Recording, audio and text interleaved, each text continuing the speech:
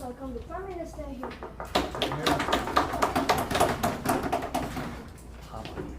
다 말이야. So tired. Hopefully I'm loud enough without the mic.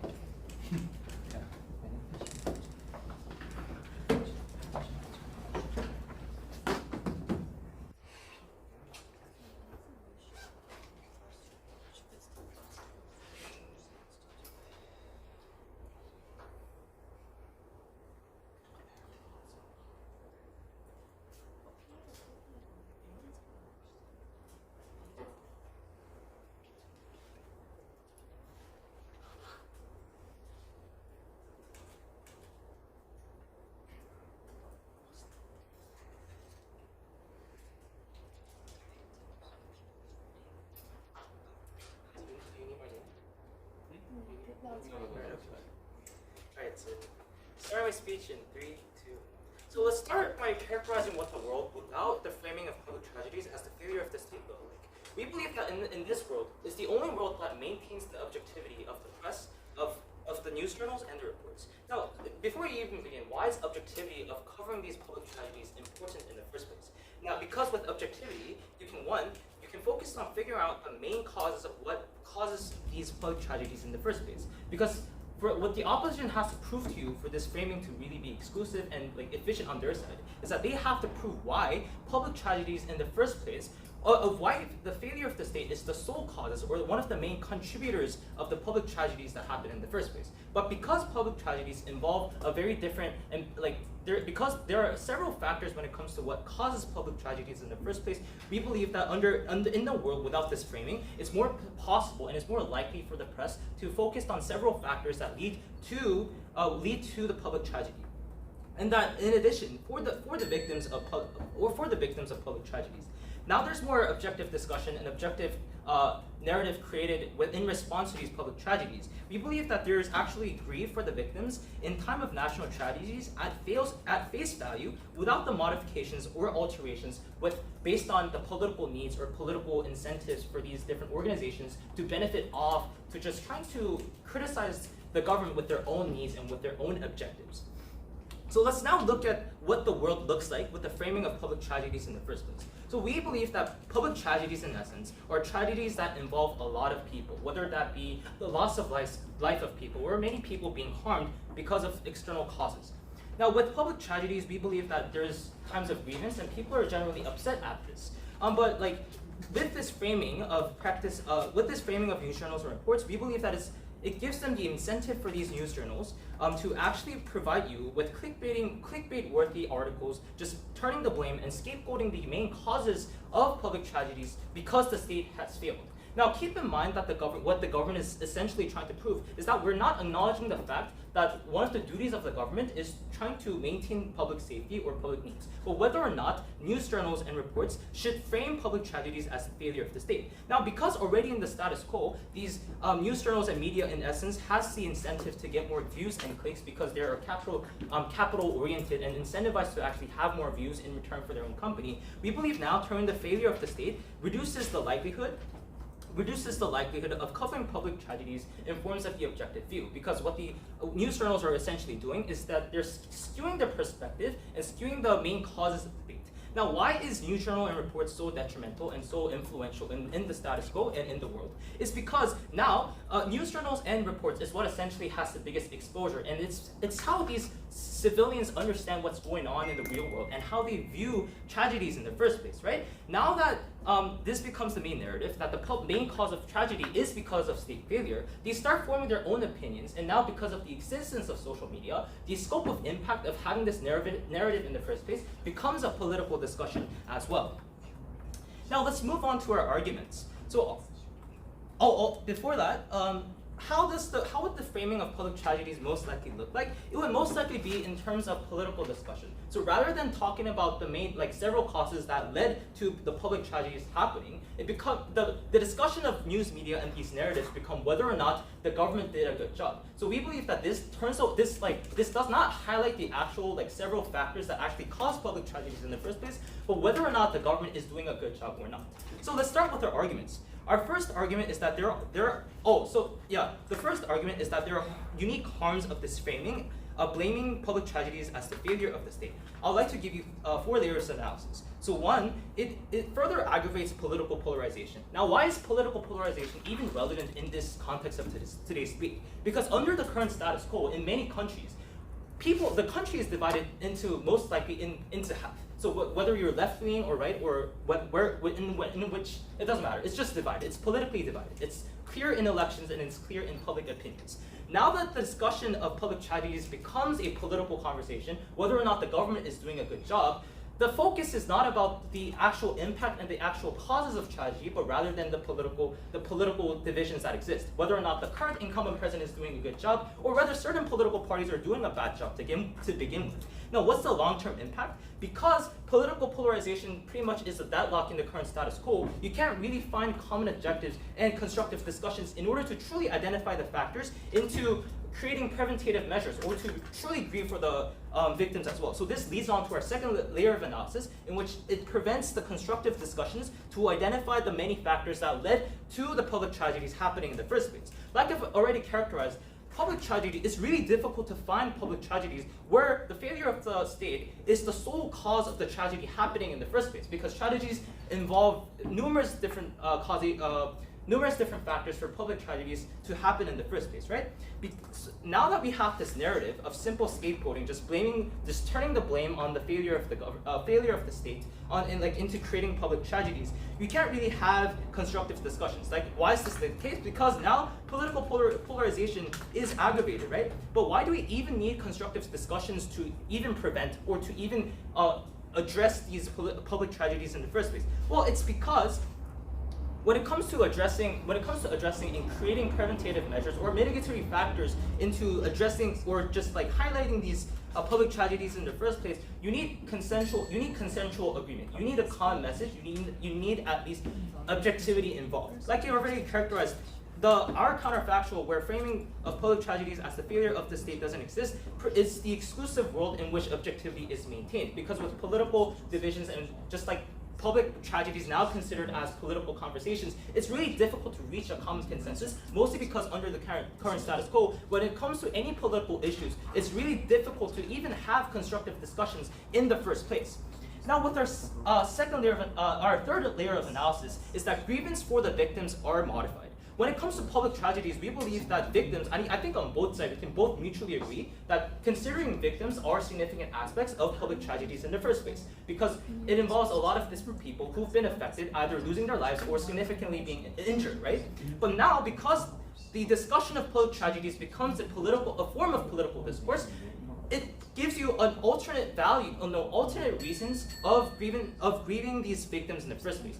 For instance, to achieve their own political goals or to achieve their own political ambitions, they now are incentivized to care about these victims because of their own political needs, not rather like being genuine about like these people losing their lives or significantly being impacted by the public tragedy. Proud to propose. Thank you. Okay,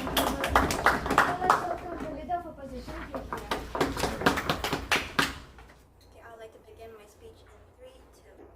Hello, I'm the leader of opposition, and before I present our side's main argument, I would like to give some rebuttals to the government side. So, first of all, I would like to state that we're not, by the failure of state, we're not saying that every cause of the problem is at the state. We're saying that the failure of state is like, so they have the blame because they have failed to solve this case. So it's not just blaming about the cause, it's about how they failed to actually solve this kind of problems derived from these kind of causes in the society. So first of all, to the rebuttals. So first of all, they said that in their world, the media could be like objective, and this could lead to like good understanding of main causes.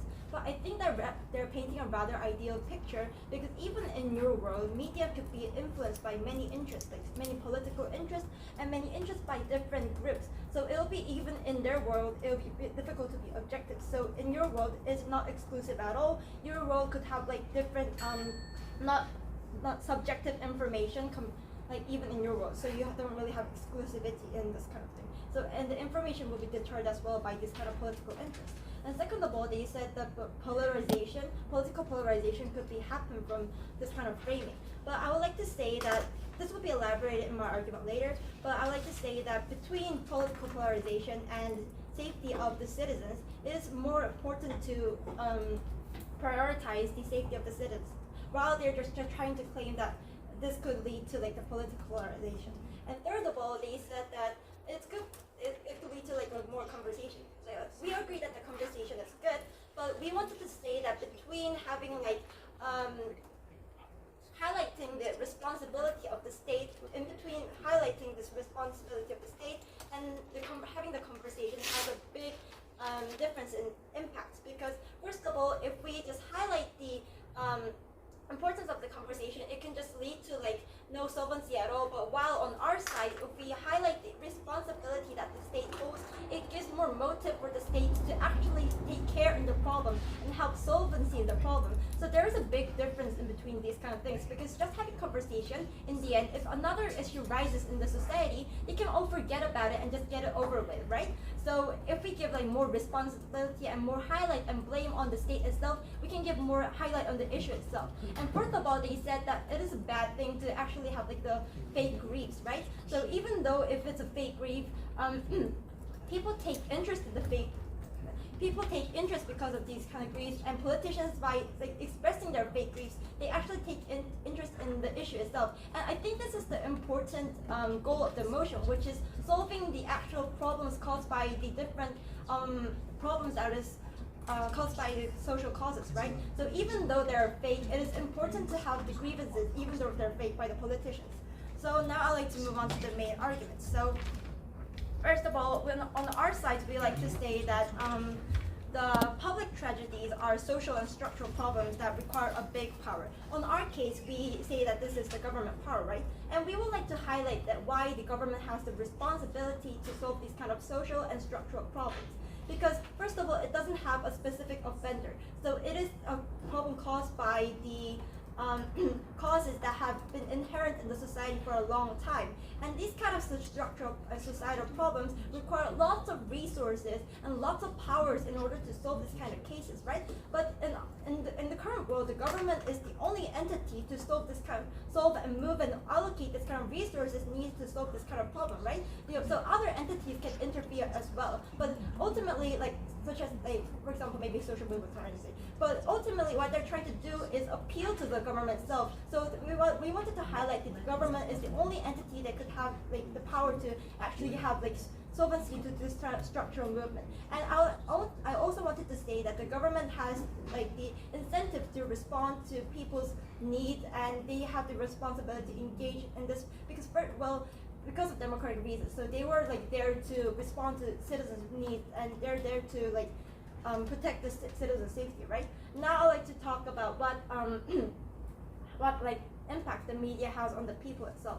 So the media, it raises issue, and if all media frame this kind of issue at once as the like as a specific cause, so if we blame like into like the government's responsibility, it generates people attention, and therefore it increases the people's demands.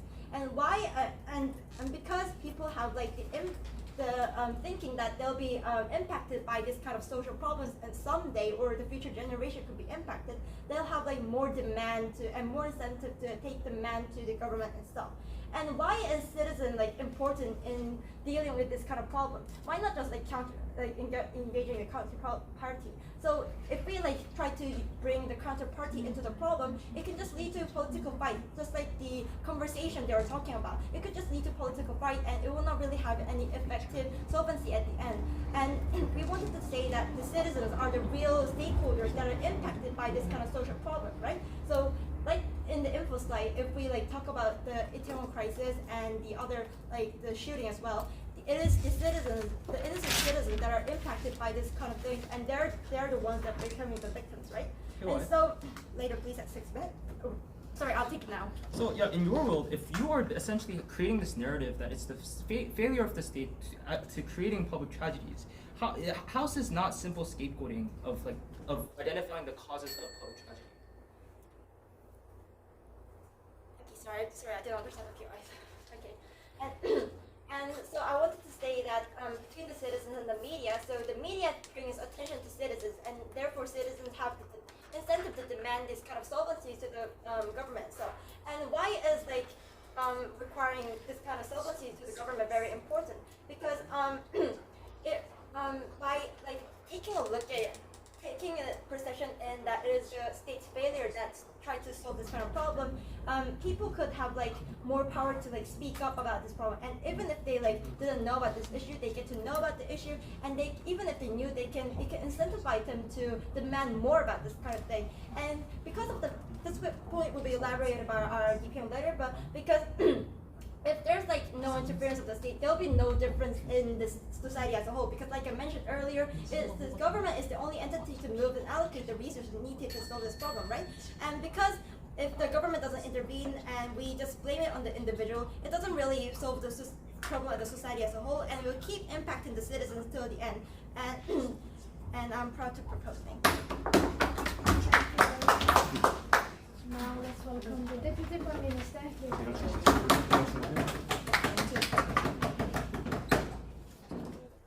Speech in 3, 2, 1.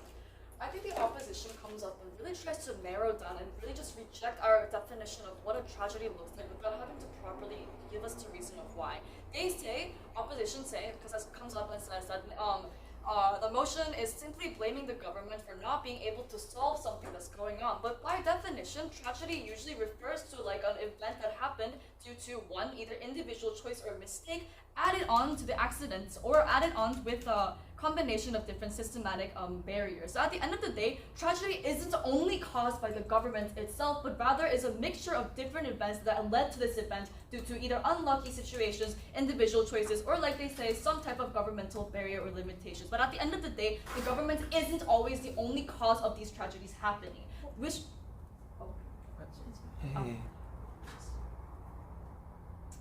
but we say, because governments will never be the only cause of these different tragedies, it is important to create, provide these different types of objective views in giving out these information of how these tragedies happen in the first place when giving out these different primary information. Why? Because we think in order to prevent these different tragedies from happening again in the future, getting these objective views and this different constructive discussion is crucial in getting these different policy. I think they really try to push the narrative that government is the only source that can make changes in the narrative. We agree that government is the organization that has the power to make these effective policy changes, and that is why we need objective and different discourses in pushing the government to provide the best and most efficient policy-making process. Why is this likely better off in our end?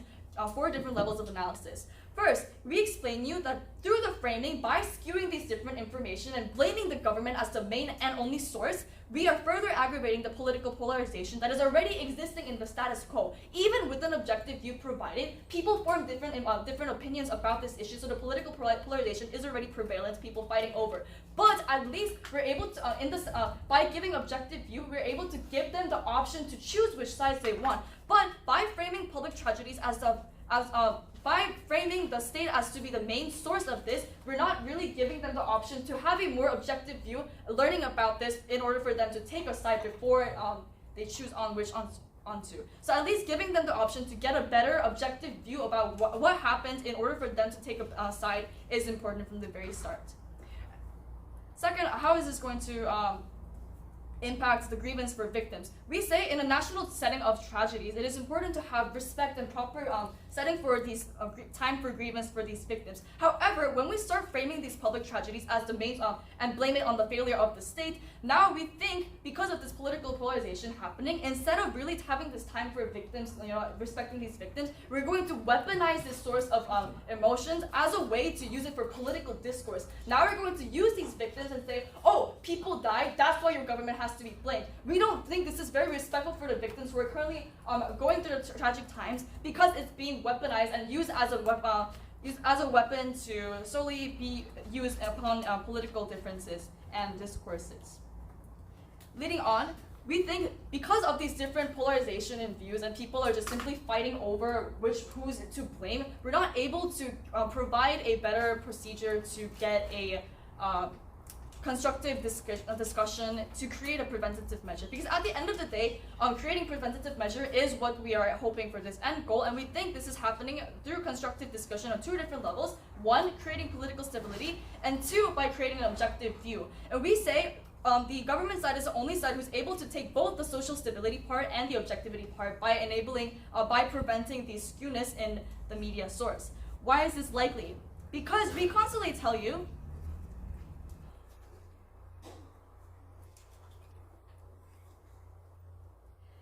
the simple scapegoating is not going to be helping people to get a more objective view of this situation, because now this is going to be a problem about emotions involved without having to have these different views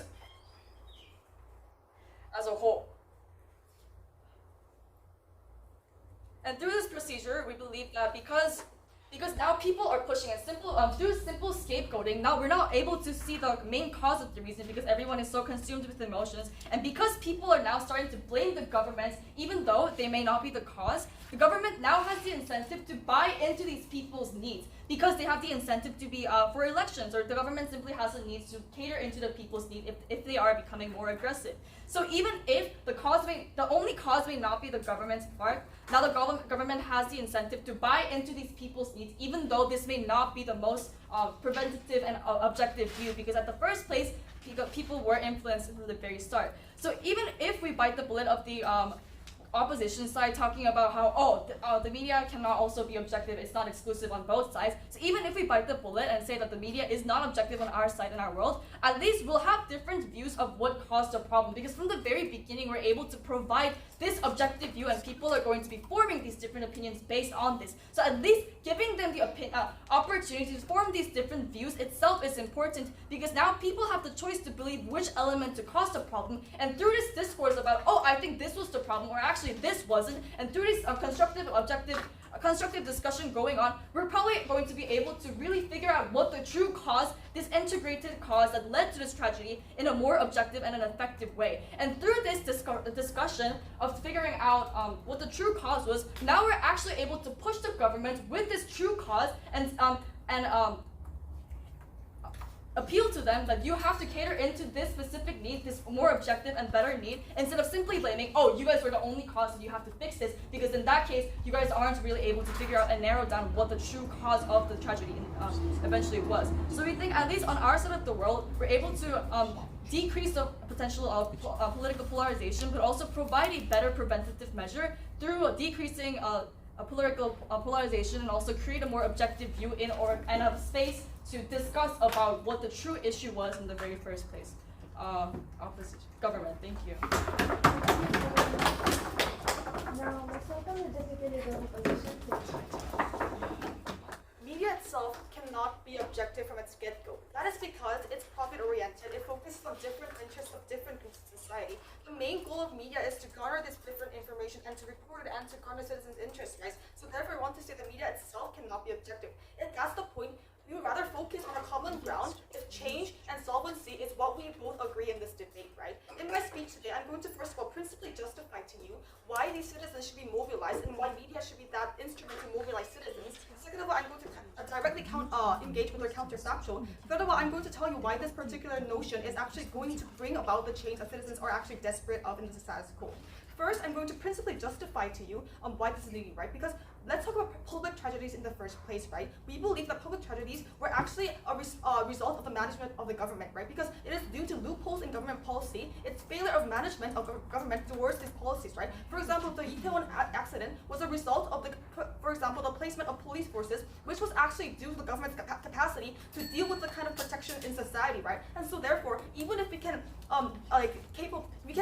divide these options into various fields, like private fields or individual aggressors, still the capability of management and the responsibility of management is due to the government to govern these different actors and different causes, right? So therefore, even if they're different causes, it's a sole management a responsibility goes to the government itself, right? And therefore we believe that if we are able to cater to these government's interests, we're actually able to affect the other chain of causes that are also the result of the government's management, right? Second of all, then why is citizens rising up and being mobilized legitimate, right? Because first of all, if there's a tragedy, they have no responsibility in choosing the direction of the outcome because it was a result of this mismanagement, right? But as contrast to this, the direct harms inflicted was onto the citizens because simply the public tragedy also incorporates mass numbers of citizens, right? And therefore, it's hard in the status quo for citizens to individually deal with this without the media's focus on these issues of faults of government due to the power disparity between citizens and governments inherently in the principal aspect, right? First, regarding disparity between citizens, right? Individuals simply are, even if they have an interest in some one aspect of society, there's different prioritization of issues in the government and also the media, which rapidly changes, making it hard for them to focus and bring about change in one aspect, right? POI. At 6, please. Therefore, it's hard to get consistency and it's hard to mobilize citizens to actually enact change, right? And also, there's inherent power disparity regarding structure of government and citizens itself, right? Because it's hard to consistently intervene as individual citizens in the nature and in the proceedings of the government. For example, if you can directly intervene in elections, but also you're we're blockaded from actually consistently intervening due to prioritizing of the government in different issues, right? And so even if we're able to intervene, simply consistency and depth of intervention is important, right? And that is why we want this media as a very vital instrument to focus on this, right? So we have justified to you, first of all, why the state is at fault in most of these cases, and second of all, why it's important for citizens to be actively involved in the one suggesting and enforcing change, and third of all, due to power imbalance, the metric in which we use to empower citizens themselves itself is justified, especially the one that has the most impact on mobilization, media, right? So therefore, we believe that if they want to balance some kind of aspects regarding objectivity, it must be, when it's rebuttable, it must be due to that, it adds weight to a certain entity, right? But because there's an inherent power disparity, it's okay to prioritize certain issues because that, as a result, is going to actually balance out the disparity of power between citizens and governments as a whole, right? Next, I'm going to engage on the counterfactual that they mentioned. They opt for a role in the objective media, right? We want to first question if objective media is possible because as they agree, media itself is very profit-oriented. It has the nature to focus on controversial issues, right? And the most controversial issue that they can gain on this environment is political issues, right? Politics has to be involved, right? Then how will politics be involved in their objectivity, right? Simply, there's going to be prioritization of different political interests, different ideas, and different issues on this particular topic of public tragedies, right? And therefore, different parties' interests are going to be utilized, and also they're going to be fighting each other to fault the other party and to fault the other policies, and this is going to lead to more political polarization because each party is discussing their own issue. It's hard to be mobilized in these countries, these people as a whole, to actually bring the focus on one particular issue. And to note, victim stories can also be reported in our side because the victim stories are going to be focused in a way that's going to fault the victim's crisis due to this particular entity of the current government, right? Therefore, it's going to be more easier to bring issue to this victim compensation, making the compensation and apology more easier to be involved, whereas your side is consistently fighting on different values in different parties itself, right? The problem of your counterfactual is the loss of common ground, which leads to more duration of the conflict itself, therefore preventing actual engagement with the problem itself, and it's hard to mobilize people and to actually cater for the issues in a consistent manner, right? And there's also going to be more politicization regarding the issues that I have told you, right? So if there needs to be some level of politicization on both sides, we would rather focus on one government that actually leads to more tangible solutions. With that being said, I'd like to, before moving on to my third point, POI, please.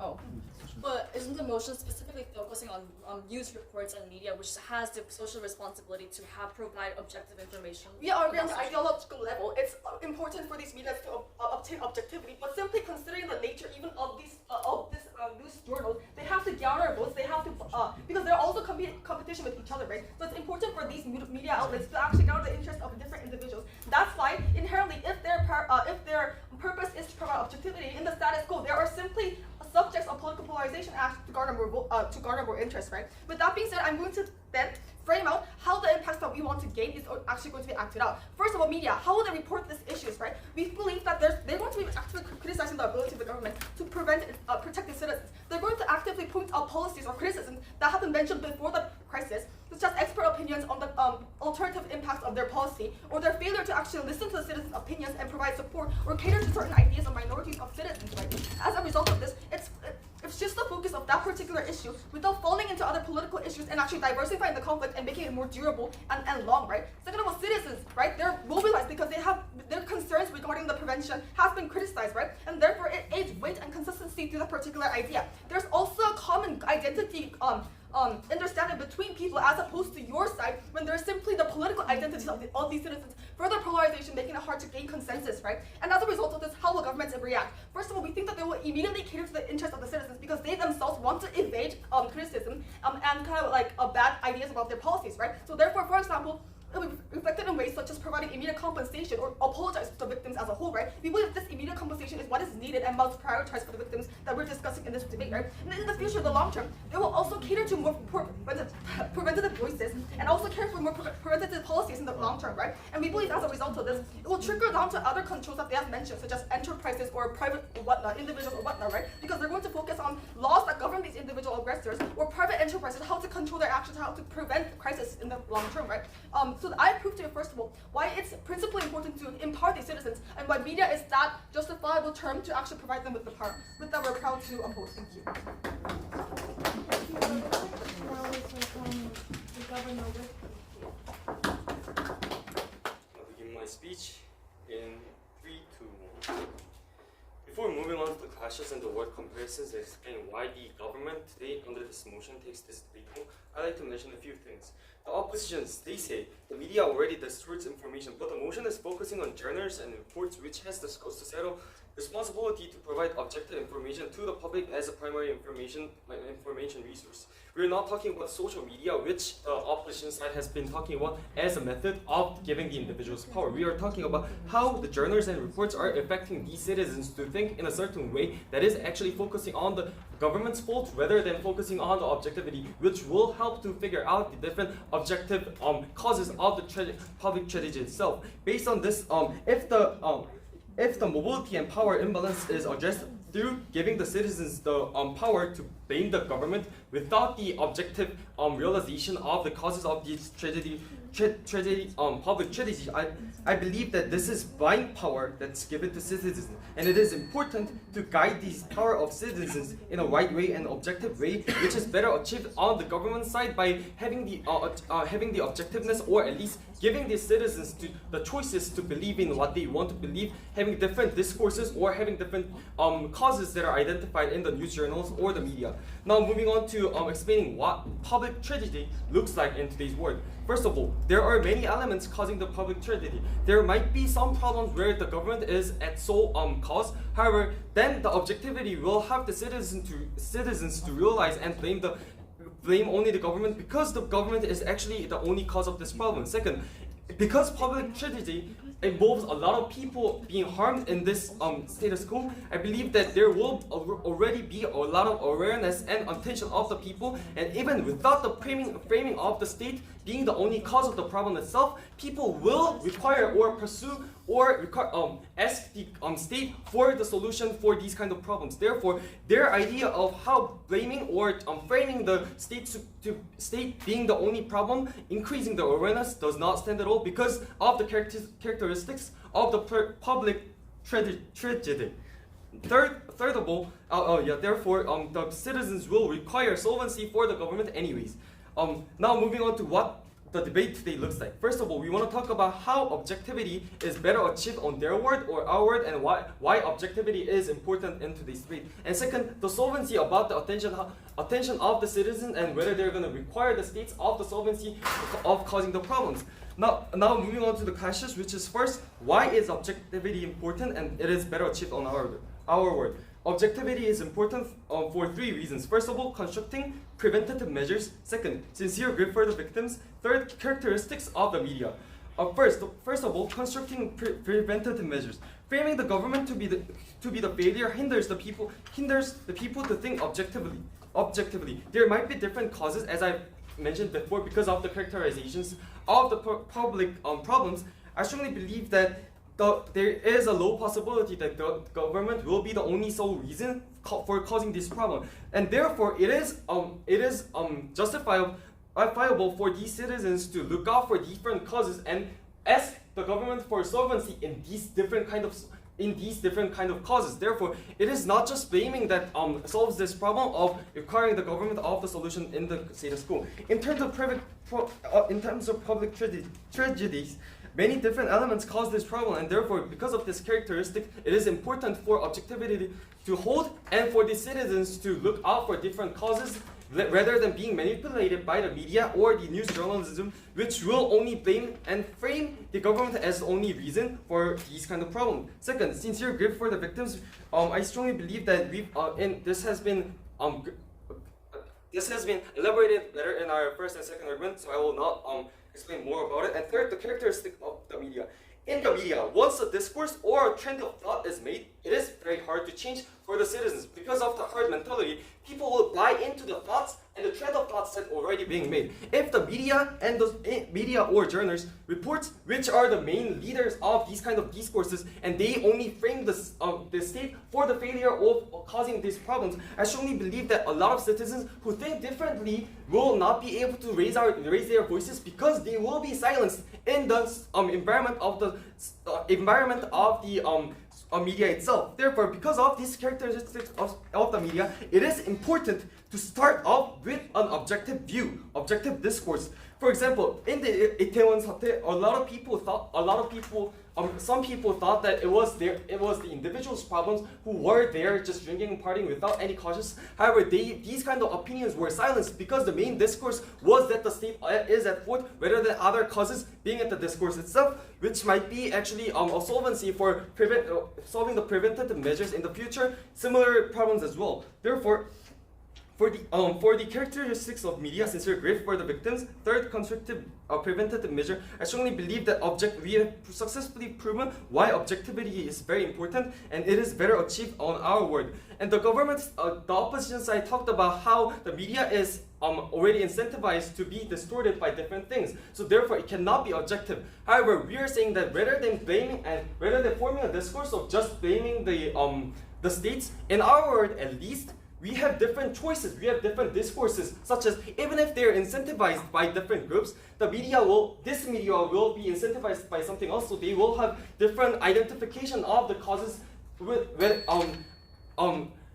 identification of the causes. So the citizens at least have different awareness of that there are different causes of this problem, and they can choose which cause that they are convinced to believe the most that caused the problem. Now moving on to the word comparisons. Our worst case is that there are different media, as I've said before, there are different media run by different interests. At least the citizens, there are choices for the citizens to choose what to believe as the cause of the problem, and therefore there will be at least different discourses for different possible causes. And having different people supporting different discourses or supporting different causes, the government will have to listen to these people and have solvency for different kind of causes that are pushed by these people who are pushing different causes on their own taste. Therefore, this is our worst case, and their worst case is that people have the power to blame the government, pushing the government for solvency. There are likely to happen preventative measures, however, the other causes will be left out, and the preventative measures will be not enough for these other causes to be identified, and the preventative measures that the governments are pressured to make will not likely to address the other causes that are actually left out of the discourse itself, as the opposition side agrees. Therefore, for these reasons, proud to propose. Thank you.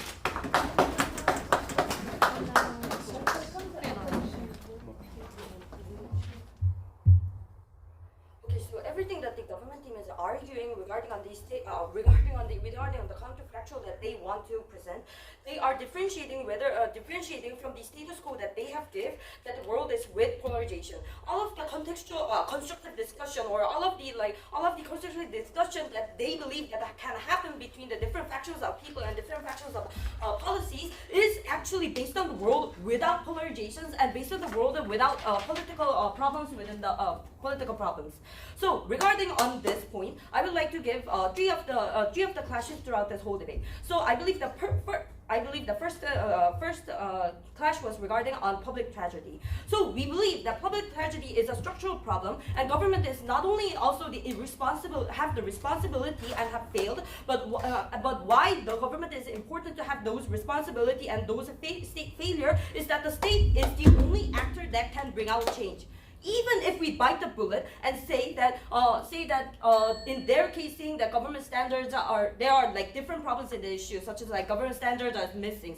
People's made their own choice, and there was some kind of accident happening because of those kind of different different reasons making this kind of public tragedy. That is the reason why it is hard for individuals, or it is hard for a typical political party, or it is hard to make hard for them to address out those issues without having any address these issues with constructive arguments, because there are so many different different points. Can I take it as 6, please? Yeah. Because there are so many different reasons that have caused this public tragedy, it is hard for people to weigh those kinds of problems and work how to solve, or how to have a reliable, beautiful future on the other side. Regarding that, we are already in the verge of a public tragedy that people already have emotional problems with them, and the government. And so due to this, we believe that government is the sole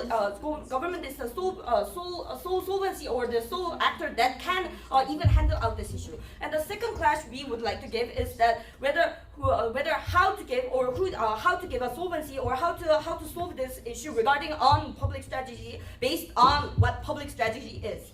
So first, we believe that medias, as our LO and our DLO has stated, medias by framing the government is the failure and government is the main responsibility of this public tragedy. We believe that it is medias would be able to earn citizens' insight and citizens' uproar, and have a collective voice to ask governments and to revoke governments into making them being a responsible government and holding out on those kinds of issues. And why this is important? Because rather, if you do not do that, government doesn't have the incentive to work in a constructive manner. So we believe that if not so, there would be like different our government team has stated, there will be like different political factions. There will be different kinds of individuals who are taking out those issues, and we believe that it would be much more easier for government to say that this is not a problem of ourselves, and you are making a problem kind of as a political way and politicize the problem issue. So these are the reasons why I believe that government would not be able to apologize or even like compensate regarding on those issues.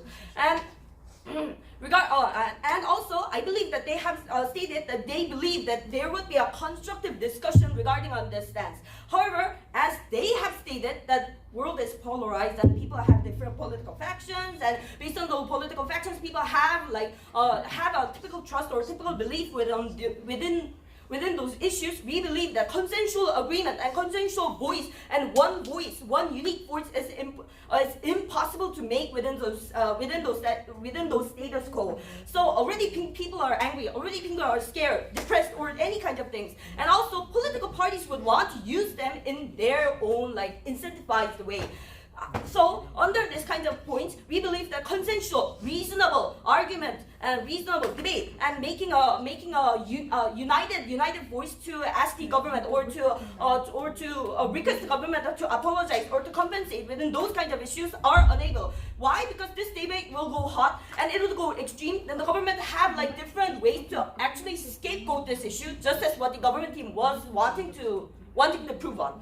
So based on this issue, I think the last clash I could bring is the victims. What I believe the government team really wanted to secure within their position. So we believe that by painting the view as by media's painting the view of framing the public tragedies as the failure of state, we believe that it is able to skew the interest of people's attention, not blaming on one individual responsibility, but actually not blaming, but pointing out government's responsibility in the public tragedy issue. And why is this important? As I said, the only factor that can solve this issue, whole issue, is the government. And second, victim blaming is not going to happen in the NEA. And third, victim is also the most prioritized and most important faction that we need to protect on this issue. Can I take your POI, please? Never. It's okay. Oh, it's okay. Okay. So regarding on this.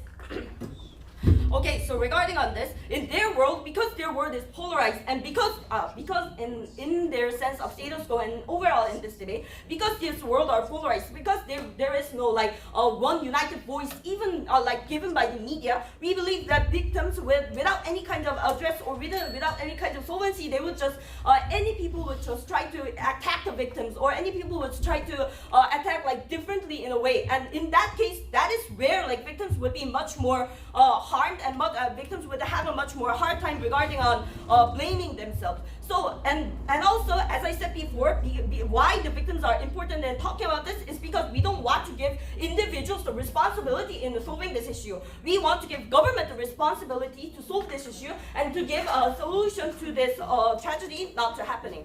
So based on those kinds of arguments, we believe that our team has taken those debates. Thank you.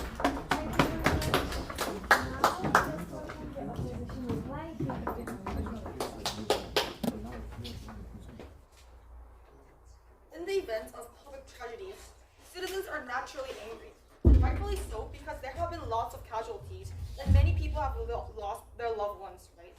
So the people already living in the society with the deprived power, as I've told you in my yellow speech, are very naturally angry, but they're deprived of the resources to transfer this anger into actual societal impact that they would want to rightfully bring onto society. Therefore, we as opposition are proud to provide them with the right measures that they need to focus and showcase their anger into the society and bring about the change that is rightfully theirs.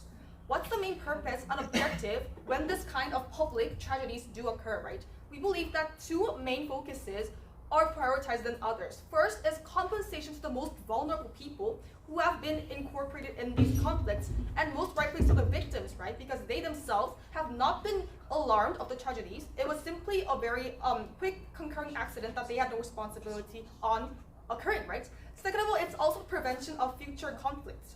If public tragedies can be mitigated to some point with the capacity of the biggest entity called government, we think that that should be something that the public tragedies and how we deal with this should be focused on, right? So what's the main problem with the government house here today? They come up with a case in counterfactual called objectivity of the media, but they fail to explain how that's possible. In contrast to this, we as opposition have proven to you in many layers why objectivity, even though it's very desirable in textbooks concerning media, why simply that's very impossible due to very incentives of media itself and also the power imbalance of the state, right? But even if so, let's take them at their best, right? Let's assume the objectivity itself is somewhat possible through a lot of interesting mechanisms, right? We believe that still there are a lot of problems standing even at their best case, right?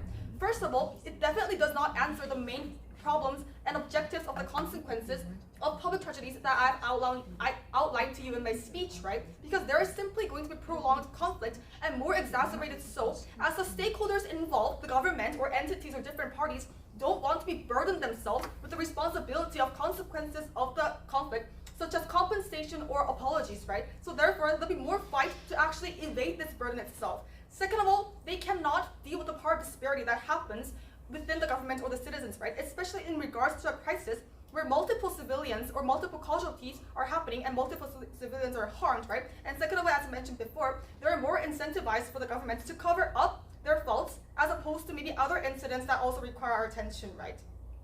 But most importantly, right? Most importantly, we believe that even at their best case scenario, where objectivity is possible and government does welcome them and citizens, do take that into account, we still believe it's not principally correct and it's not justifiable because it simply goes against the interests of the citizens. As I've told you, in the event of a crisis, citizens are rightfully angry and rightfully want to protest against this kind of effect that's happening, right? And simply they're deprived of the chance to do so because of the inherent structures of the society that we are living in, right? And therefore, because it directly opposes against the rights and the interests of the citizens, they themselves will not be satisfied and will not believe this particular stance of the media is something that they desire, right? So even in the best case scenario in which we assume all of their mechanisms, we still believe that it does not fulfill any of the interests of the parties involved and does not solve the major problems that arise or the major issues that we should cater to in the event of a public tragedy, right? Therefore, we rightfully oppose. Thank you.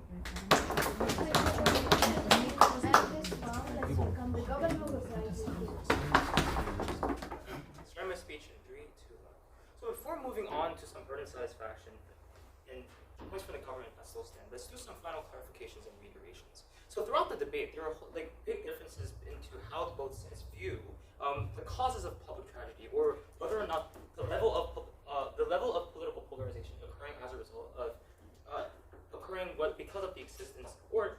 because of the existence of the framing, and whether or not uniformity is crucial when it comes to addressing the public tragedies. So let's start with the first one, the main cause of public tragedy. So throughout the government's speech, the entirety is that we focused how, like realistically, it's unlikely for public tragedies to, it's unlikely that the main cause or the sole cause of public tragedies in the first place is because of state failure, and that for one, things are determined by your individual choice as well, and your luck as well, and also some other factors, some other uncontrollable factors that move apart from the state's control as well. So we continuously mention that it's really uncharitable for the opposition to single-handedly wipe out, single-handedly just like disengage or just completely ignore government's characterization of what causes public tragedies in the first place. So let's still be charitable enough and say that these public tragedies were because of state failure. So even if that was the case, what we've characterized under the status quo is that political polarization is a significant issue. And even if these public tragedies were the cause of the state, we continuously told you how when it comes to the actual preventative measures and the mitigatory factors to quote unquote address the most vulnerable stakeholder, which is the victim, we need objectivity and we need constructive discussions. But we've told you how this is it's unlikely on their side, because now you're essentially, even if you have uniformity, just taking the blame on the failure of the state and the government, you are divided essentially, because in the government, they said, I'll have to take this later, but they said that now, because on the government's world, and under the counterfactual, because you have more voices, because more opinions are provided on our side, they said that more opinions equates to more polarization. Well, okay, that may be true, but we're not essentially single-handedly fixating on political discussions. What in the counterfactual, what the media is essentially doing is that it's highlighting the various factors related to public tragedies, right? So we're not, and even if that were true, political polarization occurs, and under the current status quo, there are mainly two political factions, right? So them saying that, because you have more opinions in the first place will lead to increased polarization, it's really unlikely. And so other disagreements were that the level was uniformity, whether or not uniformity is essential when it comes to addressing these public tragedies in the first place. So what they've continuously argued is that by the media, quote unquote, scapegoating the blame on the government, it creates a narrative of uniformity and how uniformity is essential in order to empower civilians. But for one, how are they to assume that there's not enough the empowerment of civilians in the first place under the context of public tragedies? Because when it comes to public tragedies, there are enough attention already that already exists under the current status quo. Because when it comes to public tragedies, public attention is really invested into this issue because it's a pressing issue that people see it, they see it as urgent, and the impact of them just living in society is great, right? So for them to say that the only reason of why you need uniformity in the first place is to quote unquote empower civilians, it's really it's only a surface level analysis. Now let's lastly look at the burden. So I guess so the main burden of today's debate is just is whether or not framing of public tragedies provide preventative measures and highlights the accurate causes of public tragedy, and what gives you the greatest solvency when it comes to addressing the potential causes of these public tragedies happening again. So what the government does to you better than the negative of the opposition is how the tragedies of course are not we prove to you how the tragedies are not solely caused by the state as well, and how we're more likely to bring about better long-term impact through the existence of objectivity and constructive discussions that is exclusive to the government's world. So, post-deliberate, thank you very much for this round.